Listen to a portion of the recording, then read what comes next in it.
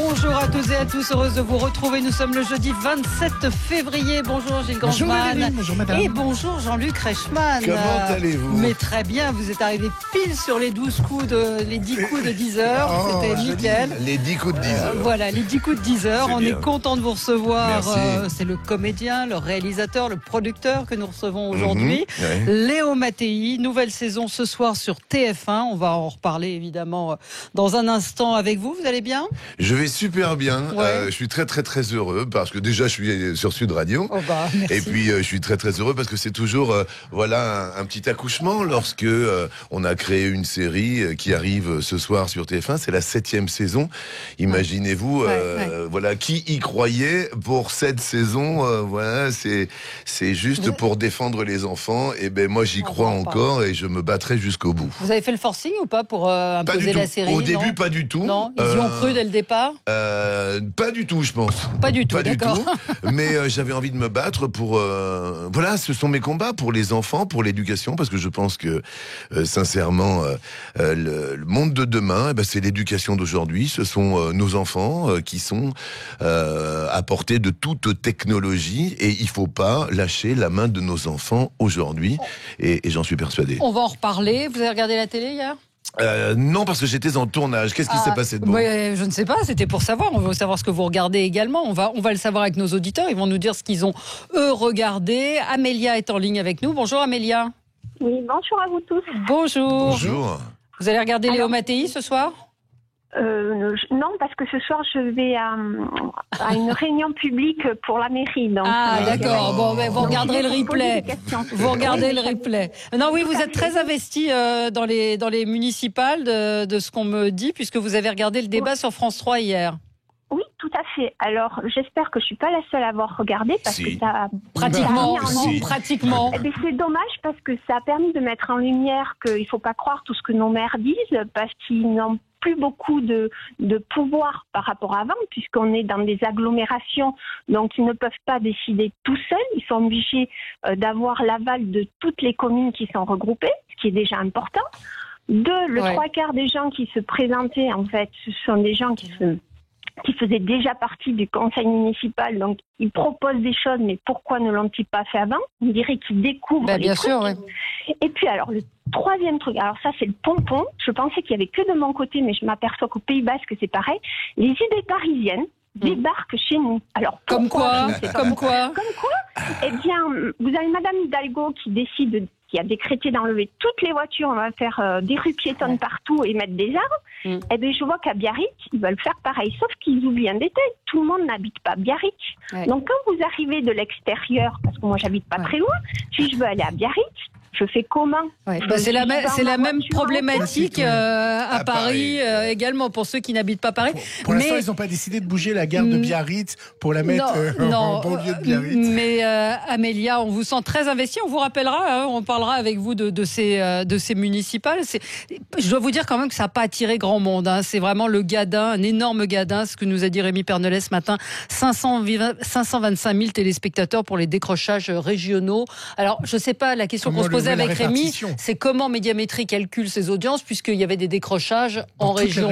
Donc je ne sais pas comment ils calculent, mais en tout cas ça n'a pas fonctionné. En tout cas sur France 3 est arrivé 8e chaîne hier, donc visiblement ça passionne pas derrière tout le monde. Voilà. Mais c'était intéressant de zapper, de voir les différentes préoccupations dans chaque région qui vont de la sécurité aux jeunes en passant par d'autres débats. Et c'était intéressant de voir qu'on n'était pas centré sur Paris. En fait, l'audience est morcelée finalement. Absolument, donc... ça doit être ça. Peut-être que finalement ils sont arrivés en tête. On aura un petit communiqué dans la journée. Sandrine est en ligne également avec nous. Bonjour Sandrine.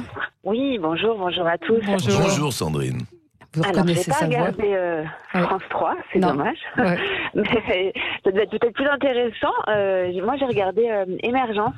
Sur TF1.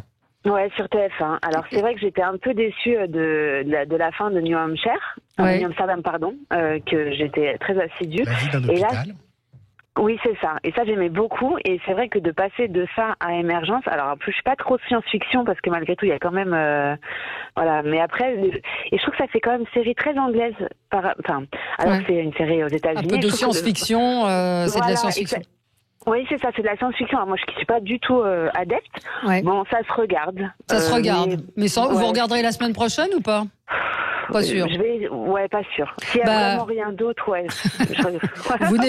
Vous n'étiez pas la seule également à ne pas avoir adhéré, puisque TF1 arrive en deuxième position, presque ex-aequo avec M6. Donc il y a Top Chef qui a très très bien fonctionné. 3 185 000 téléspectateurs, 17,2% de part d'audience, pas d'audience. 100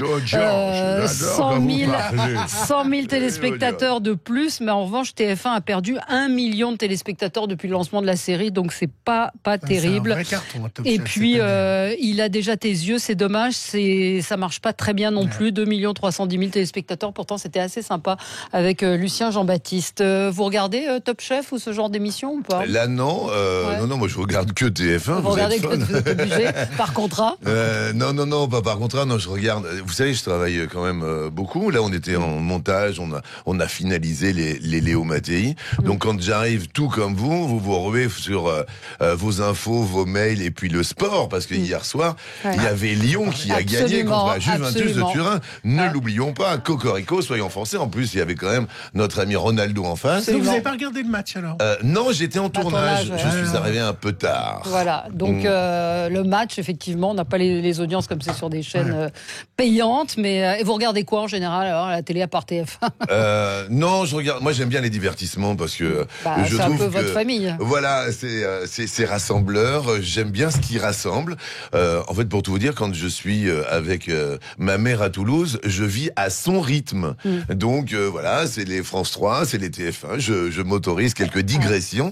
Et puis autrement, moi personnellement, c'est vrai que je suis un petit peu surtout happé par ce qui se passe en ce moment, parce que on se pose vraiment des interrogations. Mais moi, c'est surtout les enfants qui m'intéressent. Et c'est surtout demain, c'est surtout l'éducation d'aujourd'hui qui sera le reflet de la société de demain. Donc j'essaye justement d'arrêter, comme je vous disais, les smartphones pendant quelques temps avec les enfants pour garder cette substantifique moelle du dialogue. Mais vous y arrivez? Vous arrivez à faire poser les smartphones à vos enfants les plus jeunes? Parce que vous avez 6 enfants qui vont de la plus âgée à 29 ans, c'est ça? Ouais, et le plus âgé, Le plus âgé et le plus jeune. De 10 à 30, quoi, voilà. si on fait et la 10 fourchette. ans, c'est facile de faire arrêter le portable? Comment vous faites? C'est un peu compliqué, mais vous savez, quand on arrive à occuper les enfants, mais ça, c'est sérieux ce que je vous dis, quand on arrive à rentrer dans leurs univers, ils ne vont plus sur leur smartphone. J'ai eu la chance de dévaler quelques pentes neigeuses. Eh ben, écoutez... là, ils s'oublient le smartphone. Ah, mais pas une seule seconde. Donc, quand on fait des jeux ensemble, quand on les amuse ensemble, ou quand on va dans leurs univers et que l'on s'intéresse à eux, ce soir, sur TF1, vous verrez, eh bien, écoutez, le danger peut venir de partout, mais là où on ne s'y attend pas. Donc, justement, il faut continuer à aller vers nos enfants, continuer à parler. Autrement, ça fait des situations. Ce soir, c'est dans un centre équestre. On n'a pas du tout vu le mal venir. Mais en revanche, il y a une maman comme vous, qui se retrouve face à un énorme problème familial. Donc la question qui se posera ce soir, c'est jusqu'où une maman peut aller pour protéger ses enfants. Vous qui êtes une mère de famille, jusqu'où vous pouvez aller pour protéger vos enfants? Très loin. Eh ben voilà. Mattei ce soir, voilà, c'est jusqu'au bout. Et c'est pour ça qu'il faut pas lâcher la main des gosses. Ouais. Et sinon, c'est compliqué. Vous parliez de vos 6 enfants. Ouais. C'est compliqué d'être le fils de Jean-Luc Reichmann. Ils en ont souffert, vos enfants? Oui, ils en ont souffert obligatoirement. Mais après, voilà, je suis très très fier parce qu'ils portent mon nom. Et ce sont des petites taquineries, évidemment. Ouais. Mais vous savez, moi, j'ai souffert dans la cour d'école avec ma tache sur le nez. Ouais. Ma petite sœur, qui est sourde profonde, handicapée, elle a souffert. Donc tout ça, ce sont des petites différences. Il faut faire de ces petites différences une référence et la différence. Donc voilà, c'est vrai. Vous alliez les chercher à l'école? Ils acceptaient que vous veniez devant l'école? Alors, jusqu'à un certain âge, je dois vous avouer, quand on arrive adolescent, mais même vous, hein, de toute manière, bon, si tu peux me laisser au coin de la rue, donc voilà, ce serait mieux. Vous évoquiez votre maman, elle vous regarde tous les jours? Oui, c'est des repères hein, pour voilà, pour les personnes d'un certain âge comme ma maman. Ce sont des repères. Tous les midis. Les 12 coups de elle regarde pas Nagui. Hein? Elle regarde pas Nagui. Alors là, ce serait délicat quand même. C'est un ami, mais quand même. Voilà, non, elle regarde le midi et puis. Et elle vous fait des remarques, elle vous fait des réflexions ou ouais, pas? T'es bien habillé, comment t'es coiffé, mais qu'est-ce que c'est que ces chaussures encore que tu mets? Mais pourquoi? Oui, évidemment. évidemment. Ah oui, elle commente. Elle commente. Elle commente tout. Là, en ce moment, j'ai un Breton chaque midi, Eric, le Breton, qui est en train de passer des records. Peut-être que demain, il va passer sa 100e participation. Elle me dit, mais t'en es où dans les tournages? Ah non, elle est très impliquée. Évidemment. Attendez, en plus, je suis, je peux le dire, quoi, puisque elle peut plus trop bouger. Je dirais pas qu'elle a que ça à faire, mais ça anime son quotidien. Mais comme n'importe quelle personne, soit qui n'a pas d'emploi, soit qui est malade, soit qui est une personne âgée, on rythme leur quotidien. Et vous recevez beaucoup de courriers? Oui, ça va, oui. Ouais. C'est plus du courrier maintenant, vous savez, je suis sur les réseaux sociaux, alors je vous le dis, en direct, Valérie. Donc mais les personnes âgées n'ont pas forcément accès. Il y a des jeunes qui regardent l'émission, Valérie, comme vous êtes. Mais parce qu'on évoquait les gens malades. C'est-à-dire qu'il faut dire que c'est moi, alors c'est un peu chronophage, c'est moi qui suis derrière mes réseaux sociaux. Ah oui, c'est vous, donc vous répondez quand on vous interpelle. Je n'ai pas de community manager, comme on appelle, donc derrière Twitter, derrière Facebook et derrière Instagram, c'est vraiment moi. J'ai des comptes qui sont certifiés avec le petit point bleu et je regarde, ça prend une heure par jour. Mais c'est moi qui nourris tous mes réseaux sociaux parce que figurez-vous que je me suis aperçu qu'il y avait 50 faux comptes minimum par mois. Vous entendez ? Minimum. Qui s'appelle Jean-Luc Reichmann. Qui prennent mon identité. Incroyable. Et à un moment donné, avec TF1, on s'est dit, il faut lutter contre ça. Et puis de temps en temps, ça fuite. Et moi, je ne veux pas que des personnes âgées ou autres se fassent avoir en disant, tiens, il y a un smartphone, le dernier smartphone, qui est offert et qui est offert. Et puis après, qui est payant, et puis rappeler. Donc c'est bel et bien moi. Et je ne vends strictement rien derrière mes réseaux sociaux. Pour être sûr, c'est avec le petit V bleu sur Twitter. Une petite pastille bleue. Voilà. S'il y a une vidéo coquine qui sort, c'est pas vous. Moi, c'est la question la question coquine, que j'ai remis un peu au goût du jour au quotidien à la télé, pour tout vous dire. Voilà. On va passer au zapping de Gilles. Sud Radio, le 10h midi, les médias, l'instant zapping. On en parlait avec Jean-Luc, les Italiens ont terrassé par le virus lyonnais. Je parle évidemment de la Ligue des Champions. Football. Et la victoire, c'est ce but dans la première mi-temps. Dybala, il n'arrive pas à se retourner, il met un ballon dans le dos de Cuadrado. On joue vite la touche avec Cornet. Aouar est passé. Aouar a fait la différence pour le ballon en retrait.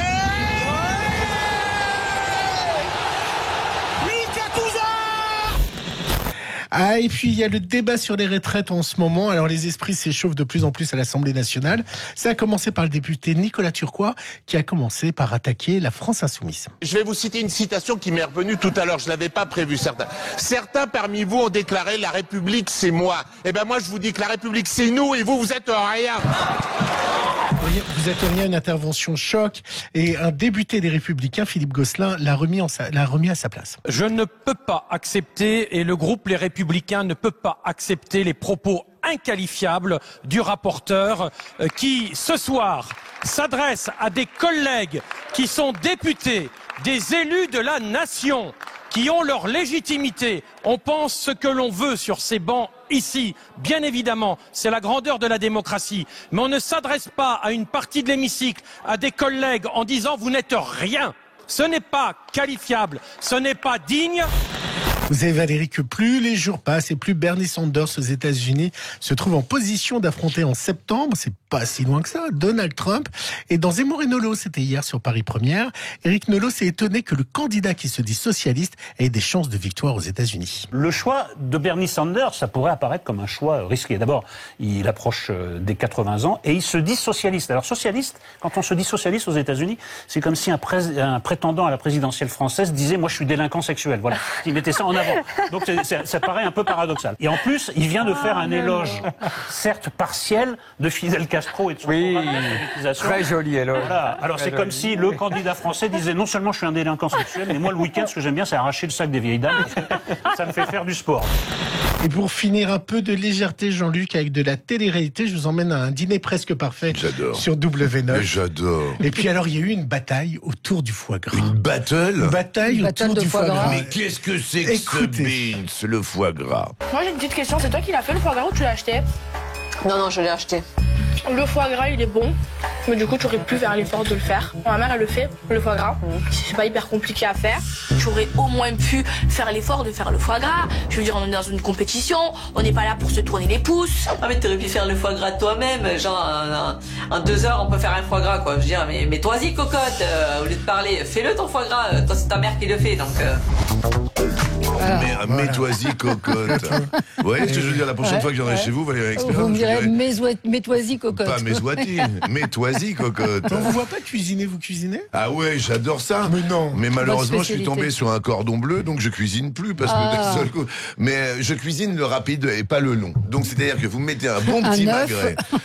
Alors le steak à cheval, ma spécialité. Mais le magret, c'est pas très très long. Donc je suis pas plat en sauce, tout ça. Non. Mais en revanche, les plats courts, j'adore les patates. Je suis un dingue d'œufs. Mais alors les œufs, je peux en manger tous les jours parce que j'ai mes poules aussi. Vous comprenez? J'ai des poules. Ben évidemment, j'ai des poules. Vous croyez quoi? À la télé qu'on n'a pas de poules? Non. J'ai des poules. Chaque week-end, je vais chercher mes œufs. Mais ah bon? Bah oui, comme ça j'en ai pour la semaine. Et vous les ramenez à Paris? Bah pas mes poules, mais les œufs. Oui, j'ai bien compris. Bah alors vous auriez pu nous en amener. Attendez, mais je vais vous les montrer. Vous me suivez pas sur mes réseaux? Non, je ne suis pas, mais je vais vous suivre. Merci. Léo Mattei revient ce soir pour 2 épisodes. Alors ce soir et la semaine prochaine, il y a 2 épisodes. Le retour de Léo Mattei. C'est vrai qu'à chaque fois, c'est un événement. Ça cartonne depuis 7 ans, vous l'avez dit.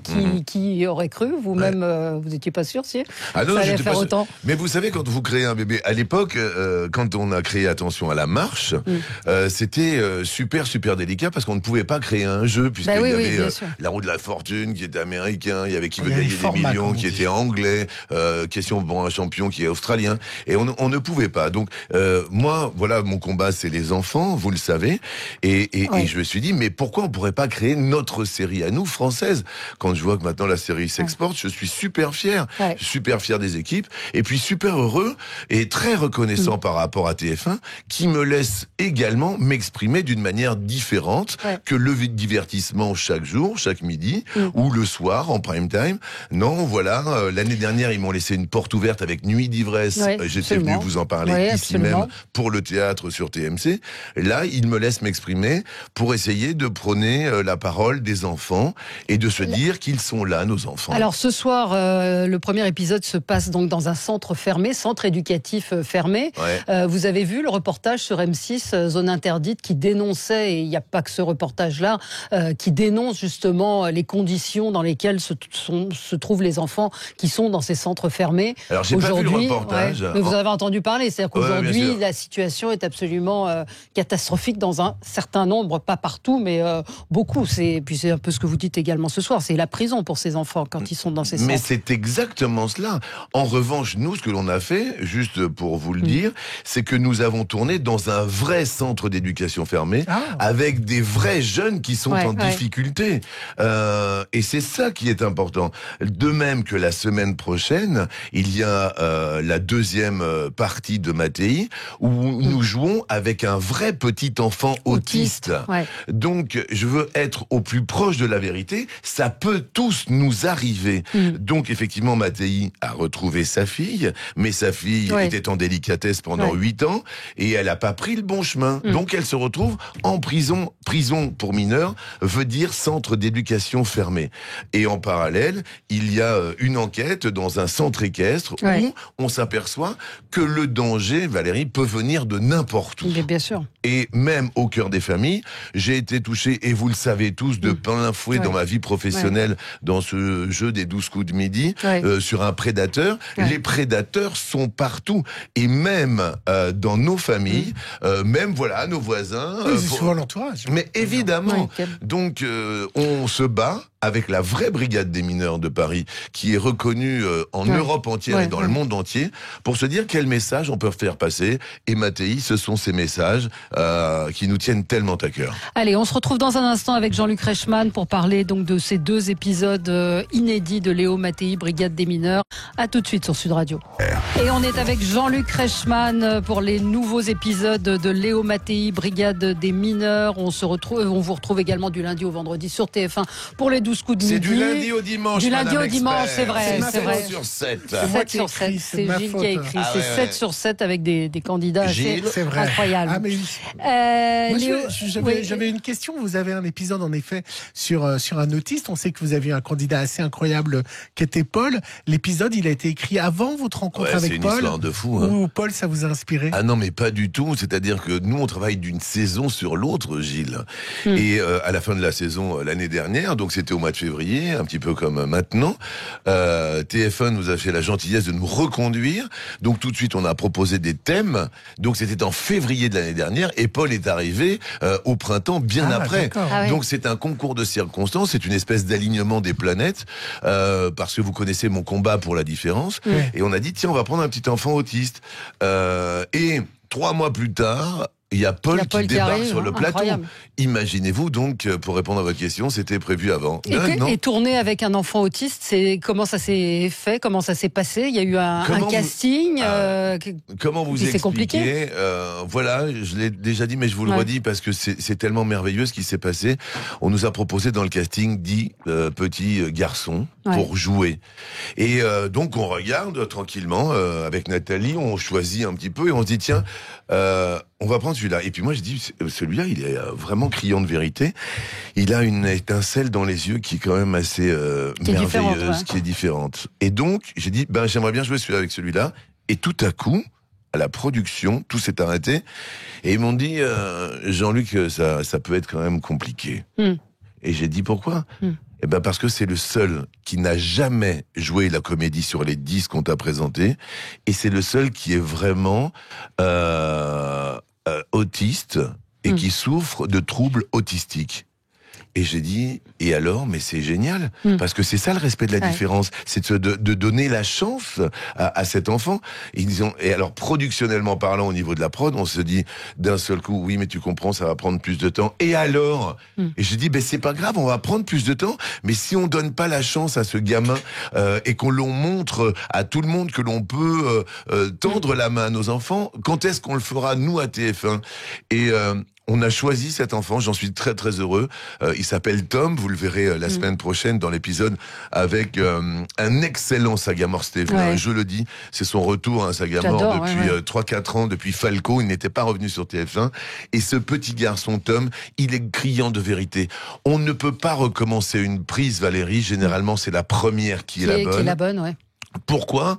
Parce qu'un enfant autiste ou un adulte, c'est uniquement le premier degré. Donc, quand on joue la comédie, on ne peut pas refaire ce qu'on a fait. Donc, de temps en temps, ce sont des prises qui duraient 20 minutes pour garder 1 minute, 2 minutes à l'antenne. Mais celle qui est la bonne, c'est celle qui n'a pas été jouée ou rejouée. C'est celle qui était vraie, tout simplement. Et on joue du piano ensemble. D'un seul coup, il a pris le piano, il a pris mes mains. Vous verrez ça la semaine prochaine. Et il y a la magie qui est apparue. Je sais pas, c'était la fée Clochette. Il y avait Merlin l'enchanteur et même la technique. Elle a été touchée et sidérée de voir. Il y a la script qui pleurait, vous vous imaginez ? Elle pleurait, c'était un matin, il était comme ça, ici en direct à 10h30, là, et tout le monde pleurait parce qu'on savait que c'était la première qui serait la bonne et qu'on n'avait pas le droit de la recommencer, cette prise. Et ça, c'est merveilleux. Et c'est laissons la parole aux enfants, laissons la parole à la différence, qu'ils soient autistes, handicapés, qu'ils soient malades. Voilà, moi je laisserai toujours la parole aux enfants. Oui. Et Paul, c'était très compliqué aussi. Vous avez aussi aménagé le tournage sur l'émission. Parce qu'il y a des périodes où il fallait qu'il se repose. On sait que les émissions sont enregistrées, ce qu'on appelle en flux, 5 à 6 émissions par jour. Ouais. Et pour Paul, c'était pas évident. Et vous avez demandé qu'il y ait des moments de repos, c'est ça ? Oui, c'est-à-dire qu'il y avait... Vous savez, même avec le petit homme, là, dans Léo Mattei, il arrive un matin et il dit, bon, Jean-Luc, moi, j'ai pas envie de travailler, je travaillerai pas aujourd'hui. Non, mais vous riez. Mais d'un seul coup, c'est-à-dire comment ça ? Et il y a sa maman qui est là, toujours à côté, pas loin. Je ne parle pas de Paul, mais Paul, c'est arrivé aussi, je vous rassure. Ah non, j'ai pas envie. Et là, ça devient super compliqué. C'est-à-dire que vous avez 300 personnes sur le plateau, et Paul, il n'avait pas envie. Et Tom, c'est exactement la même chose dans la série Léo Mattei. est arrivé un matin à 8h au maquillage, voilà, parce qu'on se maquille un petit peu, etc. On les fait pas venir trop en avance, les enfants, juste une petite demi-heure, voilà, pour pas les épuiser. Et d'un seul coup, on fait, alors mais j'ai pas envie, en plus, pas envie du tout. Et je vais pas travailler aujourd'hui. Et c'est tout. Et donc, on prend du temps. Bon, tu viens, on va boire un petit jus d'orange, on boit quelque chose. Ah, puis c'est pas la peine d'essayer, hein, Jean-Luc, j'ai pas envie de travailler. Mais c'est ça qui va faire le sel du quotidien. Aussi du quotidien et du tournage. Il y a une suite, vous avez déjà tourné d'autres épisodes, vous êtes en train. Mais vous savez comment ça se passe, la télé maintenant. On attend pour voir. On va attendre demain matin à 9h, on attendra la semaine prochaine à 9h, et puis on décidera ensemble, si toutefois on a reçu l'aval et l'accueil du public ce soir, eh ben on continuera, et avec grand plaisir, si j'ai la chance de continuer, je continuerai à me transmettre battre, et à passer ce message, effectivement, de transmettre. Donc ce soir, épisode 1 et 2, donc il y a 2 épisodes où on va retrouver Florence Pernel et Lenny Kim. Formidable, Florence Pernel. Mais Lenny Kim, magnifique, extraordinaire. Je l'avais découvert sur Danse avec les stars il y a 2 ans, il avait 15 ans et demi, 16 ans. Là, il a 18 ans, ce sera plus le même après. Magnifique. Et Saga Morse-Thévenin et Solène Hébert qu'on retrouvera la semaine prochaine. Solène Hébert de Demain nous appartient, bien sûr. Victoire. Merci beaucoup Jean-Luc Reichmann d'être passé par Sud Radio ce matin.